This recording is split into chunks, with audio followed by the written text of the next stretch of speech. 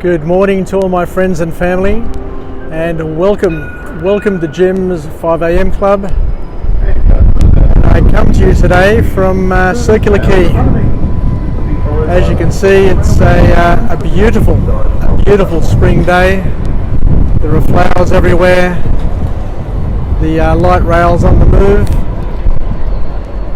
and we'll do a walk and talk style of vlog today, and I'll chat to you about a subject which I've got near and dear to my heart. Many years ago, when I was a young executive working at OTC Telstra, I came across a couple of groups back then which were mentoring sort of groups, and groups where I learnt quite a bit about public speaking and about positive reinforcement and personal development. One of the groups that I was involved with was called the Swap Club, and they would meet once every couple of weeks for a breakfast session. So I'd front up to one of the hotels here in the city, and we'd have a breakfast session. So the session would kick off with a singing of the national anthem. We'd sit down for breakfast, and there'd be a topic which somebody would talk about. So they'd have a topic which was a topic on business development or personal development, or some form of positive input that we'd sit and listen to. Then after that, we'd all get together, have a bit of a chat, a network, and then off to work and kick off the day. So it was a positive way of starting the day, and something which was very, very valuable, and I learnt quite a bit there over the years. And it reinforces that it's important to have a circle of people that you hang out with who are like-minded, who are positive, who are well versed in business, personal development, growth, and all the latest and greatest in terms of techniques. And the other group that I used to be involved with was the National Speakers Association of New South Wales.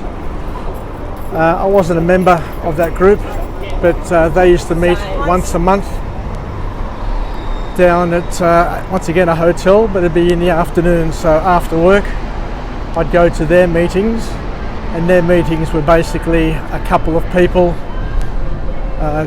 talking, presenting on various subjects, and once again it was all about personal development and techniques that helped public speakers, people who were on the speaking circuit, helping them come up with ideas and keeping them motivated, and allowing them to exchange ideas and to hone their skills. So that was absolutely wonderful, coming across people who were comedians, people who were professional presenters, and basically listening to them speak and picking up some pointers along the way. So I did that for a few years. Back in the mid-90s, this would have been happening when I was once again a young person embarking on a career. And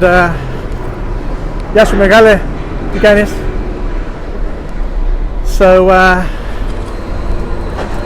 where's this leading? Where's this taking us? What I'd like to talk about today is a topic that I've got near and dear to my heart.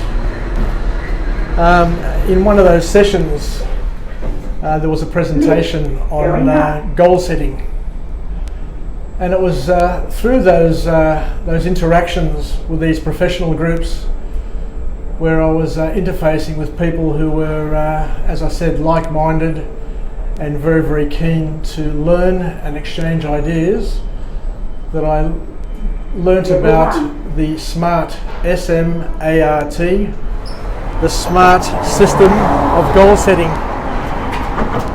And the word smart, of course, is a mnemonic which means that goals need to be S for specific, M for measurable, A for achievable, R for what's the R for? And T is time bound. And anyway, I'll come across what the R stands for. Let me think about it. Relevant. R means relevant, so they need to be relevant as well. So let's just go through and talk about the SMART technique for goal setting, because a lot of people aren't all that well versed in setting goals, and I did come across this technique many years ago, and I found it very, very useful, and I think it may be of use to some of the people who are listening potentially, and if not, doesn't matter. At least we've shared it, and people have had an opportunity to consider it and contemplate it. So let's go through the SMART system again, one by one. So S stands for specific. So what we're saying is that goals need to be very, very specific and crystal clear in terms of what you're looking for, what you're trying to achieve. The mistake that a lot of people make is that they have goals which are too broad, too general.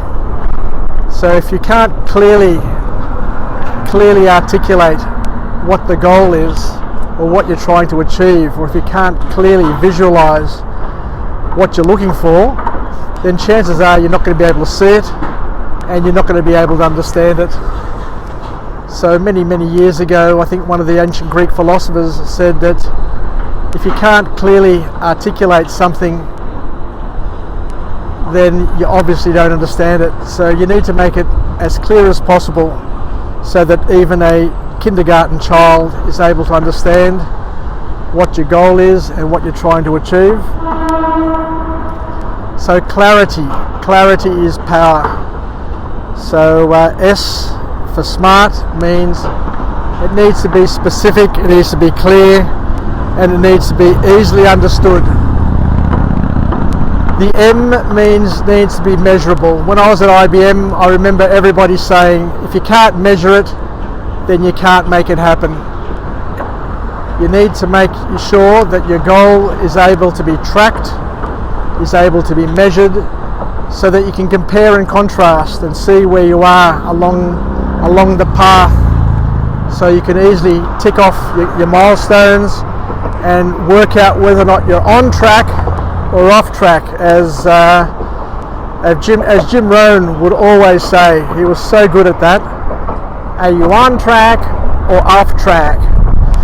So the M in SMART means measurable. So you need to make sure that your goals are able to be measured, are able to be tracked, and able to be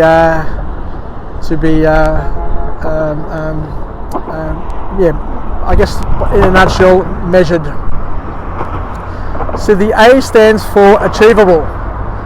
Once again, the big mistake that people make is they set themselves goals which are unachievable. So, you know, people aren't stupid. You know, once you're given a task or a target which you know you can't do, then most people just seize up and just give up. So we need to do one of two things when we've got a goal. We either need to break it down into sub-goals so that each sub-goal is achievable, or we need to change the goal completely to make it achievable. So it's important to be able to be stretched with your goal, to be stretched but not overstretched to the point where you're demoralized. So for the young people, this is a very important one. you need to break down your goal into sub-goals, and each sub-goal needs to be a step which leads you easily to the next step, which continues to take you from where you've started to your ultimate goal or your ultimate result. So it needs to be actionable. So let's go through them from the top again. So it needs to be specific, it needs to be measurable, it needs to be actionable, and it needs to be relevant. It needs to be relevant, which means that it needs to be important. It needs to be important to you, or it needs to be important to somebody that makes it meaningful. So once again, there's no use in having a goal in something which you don't carry in your heart, you don't want to do. So it needs to be meaningful. It needs to be meaningful to you. So you need to work out and convince yourself that that goal is meaningful. It'll bring you pleasure, or it'll avoid you pain. But whatever you do, you need to make it meaningful. You need to find out the whiffum of that goal. So it needs to, you need to be able to understand what's in it for you, and the why. Why you're doing it, why do you need to pursue it, and that's a very, very important thing to consider. So we've been through, we're up to R and now T. T means the most important thing of all is it needs to be time bound. We need to have a deadline, or else if we don't have a deadline, guess what? We're not going to be committed, we're not going to be compelled to progress, to get it finished, and we'll just keep on pushing it. We'll just keep on pushing it to the next day, to the next day, and as each day passes without doing anything to push you along that curve, then you're basically going to give up and lose interest. So that's the SMART system for goal setting, and it's really, really easy. It's an easy mnemonic to remember. It's easy to understand. It's easy to pass on. It's easy to explain to other people. And if it's easy to explain and it's easy to understand, then it's easy to action and to adopt in our lifestyles.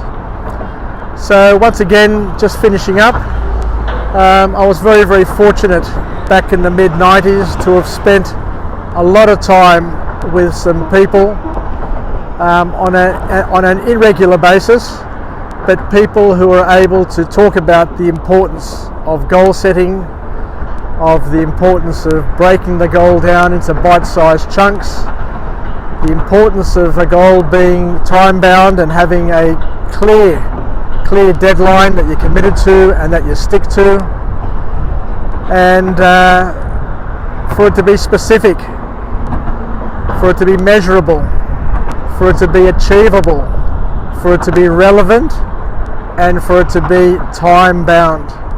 Anyway, thank you very much, everybody, for joining me on Jim's 5 a.m. Club on this absolutely magnificent, glorious Sydney spring day. And I look forward to coming to you again tomorrow from a different location. Don't know where I'll be, but I'll be certainly trying to highlight the beautiful aspects of this beautiful city of Sydney, and also complementing and supplementing that beautiful image with an uplifting, compelling message, which hopefully will empower us all, and get us moving along the path of personal development, so that we're growing and developing, because you can never be too old to grow and develop and to achieve goals in your life, because our life is changing, the years are passing, but there are still things that we need to do, and there are still roles that we need to play in our lives, and each of those roles can benefit through goal setting and working along the path of achieving all of those goals that we have, so that those dreams that we have don't go unfulfilled. Anyway, take care. I love you all, and thank you for listening to me. And I look forward to any comments that you have or any feedback as we move along the path of getting to 1,000 vlogs of Jim's 5am Club. Yasas, bye for now, until we meet again. Take care.